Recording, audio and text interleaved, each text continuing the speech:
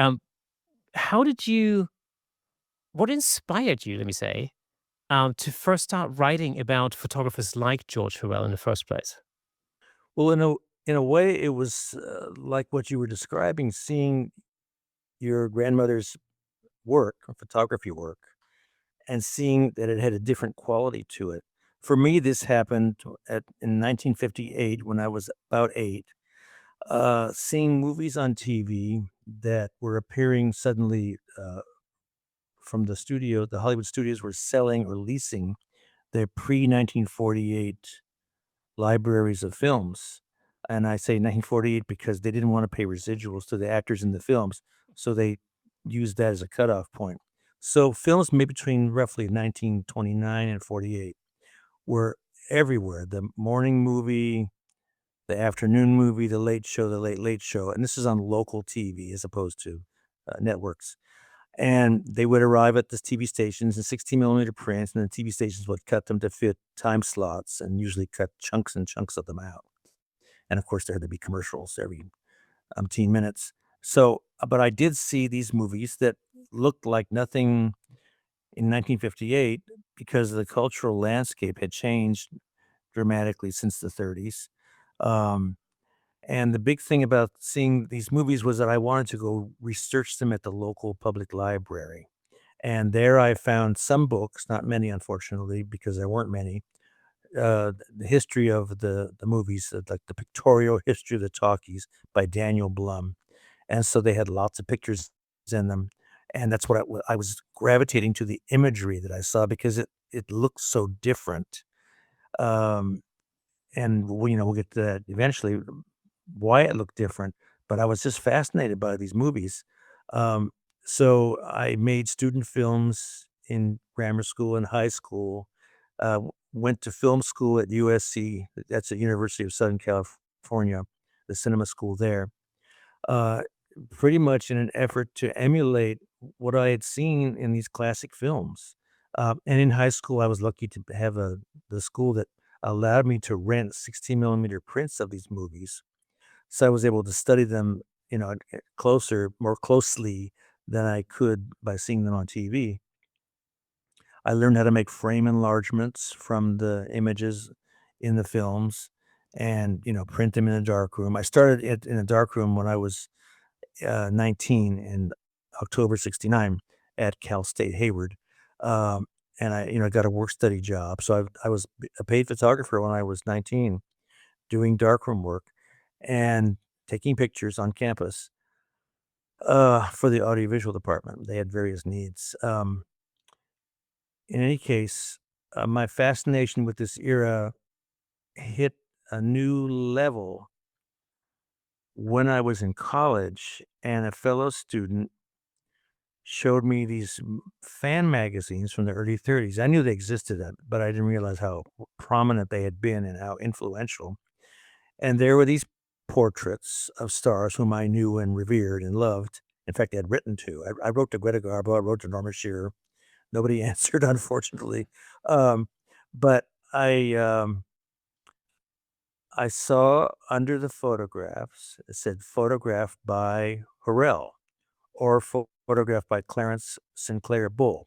Now, there had been a book out from Clarence Bull, I guess in around '68. It was called Faces of Hollywood, and it was he told his story in there about being the head of the MGM still department.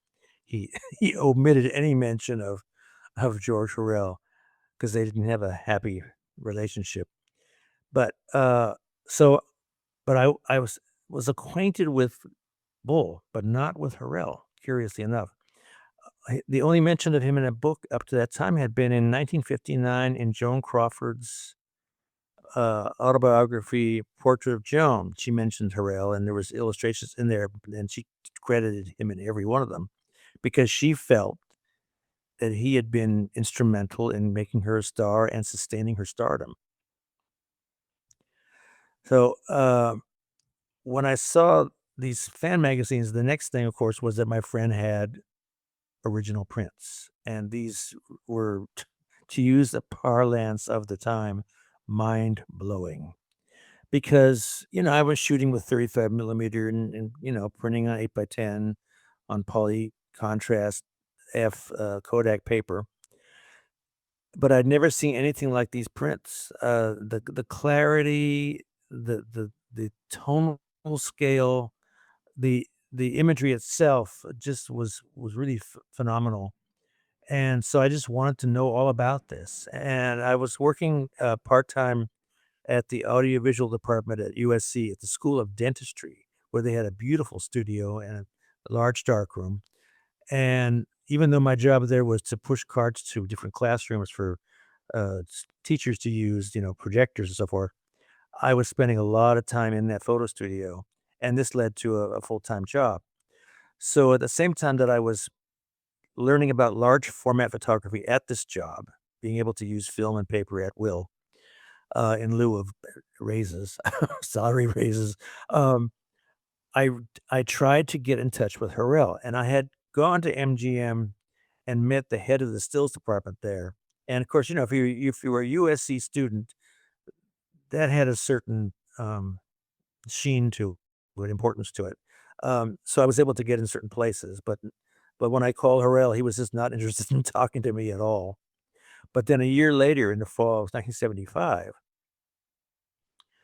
uh, I was able to meet him because it transpired that he was doing a book of his work to, I guess, to to knock Clarence Bull's book off the racks, and needed images that he did not have in his own collection because he had not retained very many of his photographs or negatives. But MGM, this man at MGM, Dory Freeman, the head of the stills department, and coincidentally, Joan Crawford's greatest living fan, had a house full in West Hollywood, a house full of original MGM stills. So my job was to shoot copy negatives at USC Dental School and then, deliver them to George Hurrell in North Hollywood.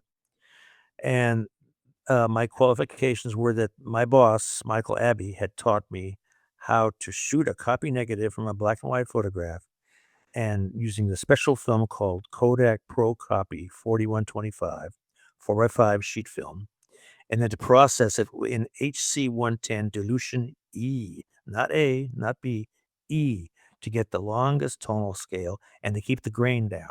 So I was doing some very impressive copy prints, at age 24, at 25, and so the skill was exactly what was needed by George Hurrell at that time. So I was allowed to, you know, socialize with him to a certain limited extent.